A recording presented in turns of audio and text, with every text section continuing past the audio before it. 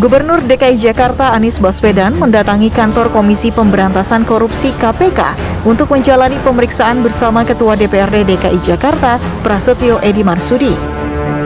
Anies dan Prasetyo diperiksa sebagai saksi untuk kasus dugaan korupsi pengadaan lahan untuk program DP 0 rupiah di Munjul, Pondok Ranggon, Jakarta Timur dengan tersangka mantan Direktur Pembangunan Saranajaya, Youri Cornelis Pinotoan. Pekan ini Anies sepertinya menjadi sosok yang hangat untuk diberitakan. Sebelumnya, Anies didemo oleh puluhan orang yang menolak Formula E digelar. Para pendemo yang berkumpul di depan gedung DPRD DKI Jakarta Pusat menuding Anies akan merusak Monas sebagai cagar alam jika Formula E tetap digelar.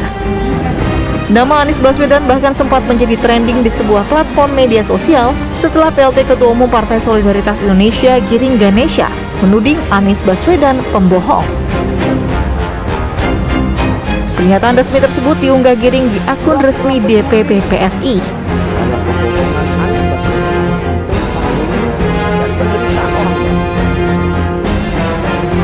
Lantas bagaimana Gubernur DKI Jakarta Anies Baswedan menyikapi sejumlah polemik yang menghampirinya? Tim TV One mengabarkan.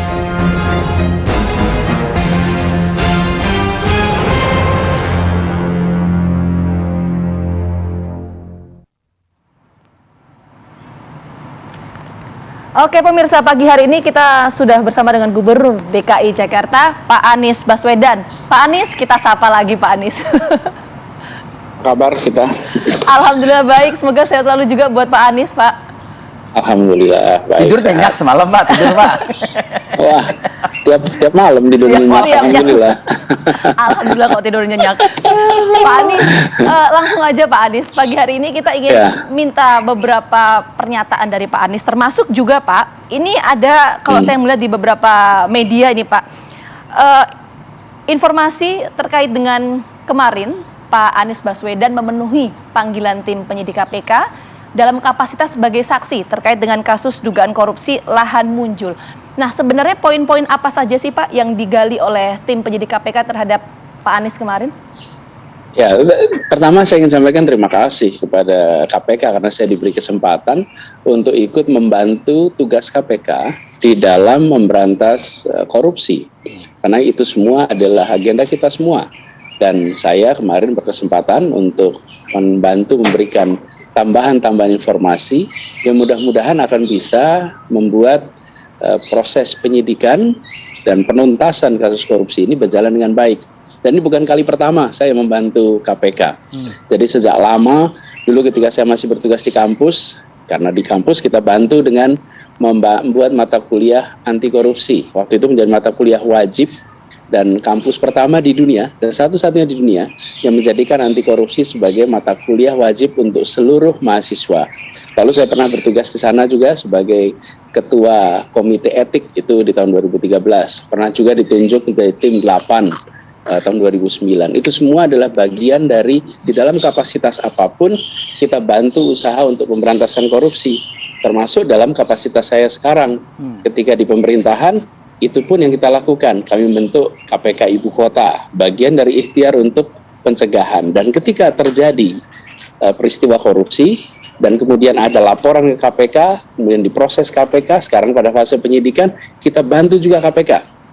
Sehingga kasus ini bisa tuntas, dan kita tahu korupsi itu persoalan yang akan terus-menerus hadir. Nah, usaha kita adalah bagaimana bisa mencegah dan bila ada kejadian, bagaimana hukum bisa ditegakkan. Jadi saya berterima kasih sekali kemarin dapat kesempatan untuk membantu. Nah, apa yang banyak ditanyakan KPK? Jadi ada 17 pertanyaan yang disampaikan, 9 pertanyaan sifatnya formil, biografis, jadi seperti nama, tanggal lahir, pekerjaan, dan lainnya itu ada 9, kemudian ada 8, kemudian itu 9 pertanyaan formil, pertanyaan biografis, lalu 8 adalah pertanyaan yang terkait dengan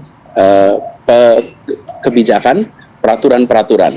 Jadi kemarin diskusinya lebih banyak mengenai peraturan-peraturan yang ada, perda seperti apa, peraturan gubernur bagaimana, kemudian proses dalam penyusunan perda, proses di dalam penyusunan peraturan-peraturan itu. Jadi substansi masalahnya sendiri tentang kasus yang sedang diselidiki KPK, fase penyidikan, nanti biar KPK yang menjelaskan, karena memang kemarin kita banyaknya diskusi mengenai peraturan. Oke, Pak. Kemarin kita mulai kira-kira 10:30, kemudian selesai proses itu 2 jam, 12:30 sudah selesai, lalu sudah itu break, ada kita sholat, makan siang, lalu sudah itu kita mereview laporan tertulisnya.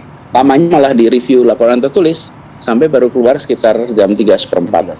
Jadi sebenarnya 2 jam selesai, karena memang banyak diskusi aja. Oke, Pak Gub, saya ingin tanyakan begini, apakah tadi selain poin-poin tadi Pak Gubernur sampaikan, apakah kemudian juga didalami Pak Gub terkait dengan bagaimana kemudian pembahasan hingga penetapan anggaran atau APBD ya untuk pengadaan lahan Munjul ini? Karena kalau saya baca Pak Gub ini di media, KPK saat ini kan tengah mendalami penyertaan modal daerah untuk pengadaan lahan di Munjul. Nah, sebetulnya bagaimana untuk proses pembahasan hingga penetapan anggaran APBD ini terkait dengan pengadaan lahan di Munjul ini, Pak Anies? Ya, jadi sebenarnya kalau proses penganggaran dan lain-lain itu ada namanya TAPD, Tim Anggaran Pemerintah Daerah. Nah, di TAPD ini bersama dengan DPRD. TAPD itu diketuai oleh Sekda. Ini ada di seluruh wilayah Indonesia. Kemudian TAPD bersama dengan DPRD membahas. Apa yang dibahas? Yang dibahas adalah RKPD, Rencana Kerja Pemerintah Daerah. Rencana kerja itu diturunkan bentuk anggaran. Nah, di situ kemudian dibahas anggaran. Itu sesuatu proses yang biasa. Apapun rencana, misalnya berencana untuk membangun 10 jembatan, maka diterjemahkan dalam bentuk anggaran. Ada yang jembatan perlu 2 miliar karena lebarnya X, ada yang jembatan perlunya 20 miliar karena lebarnya Y. Nah, itu nanti dibahas bersama antara TAPD dengan DPRD. Itu yang dilakukan. Nah, biasanya pembahasan-pembahasan seperti ini itu, dan memang selalu ada catatannya. Bahkan kalau kami di Jakarta ada rekaman visualnya. Jadi berdiskusi di komisi itu ada rekaman visual yang semuanya bisa dicek kembali. Jadi itu semua yang kemudian kalau menjadi pertanyaan dengan mudah dijelaskan. Nah, seringkali ini menjadi pelajaran terus bagi kita. Kita terus-menerus harus mereview SOP kita. Problem seringkali muncul di level eksekusi. Nah, disitulah pengawasan, kemudian SOP, kompetensi, itu harus ada. Nah, ketika kita membahas seperti kasus kemarin misalnya, itu KPK mendapatkan laporan tentang peristiwa A, B, C, D, F, G, lalu ditindaklanjuti oleh KPK. Jadi di fase penganggarannya, datanya semua ada, semua bisa melihat, dan ketika ada kasus penyimpangan, maka begitu ada laporan kita langsung tindak lanjuti dan langsung lakukan koreksi perbaikan atas SOP kita. Dan ini harus dilakukan di semua tempat. Karena kita tahu bahwa peristiwa korupsi itu bisa terjadi kalau ada 1 kemauan, 2 kesempatan. Nah, kalau kemauan kita tidak bisa mengontrol karena itu dalam perasaan orang. Tapi kesempatan itu artinya terus-menerus kita lakukan perbaikan dalam sistem. Dan ketika ada yang melakukan pelanggaran atas prosedur dan lain-lain, jangan dibiarkan melenggang tanpa dihukum. Jadi karena kalau melenggang tanpa dihukum nanti dengan mudah berulang. Dan itulah yang kemudian kita selalu cegah. Jadi orang yang mau korup bisa digali di mana-mana. Tapi kalau kesempatannya terus-menerus kita persempit, insya Allah bisa mengurangi potensi korupsinya. Oke, baik. Pak Gubernur, ada pantun Pak berbunyi seperti ini nih Pak. Apa dibacakan? Saya mengganggu keseriusannya Pak Gubernur berbicara kayaknya. Makan burger di kota Medan, pulangnya mampir ke Pacitan. Ada apa sih dengan Pak Anies Baswedan sampai ia kok mau bicara belak-belakan? Nah, katanya kan begitu. Tapi kurang belak-belakan kalau misalnya, kalau tadi Vita mungkin substansi perkara yang ditangani oleh KPK. Saya lebih ke ada aspek politis nggak sih ini Pak Anies Baswedan? Nanti mungkin ya diulas lebih panjang usai kita jeda dulu Pak Anies. Saat lagi kami akan kembali. Tetaplah bersama kami.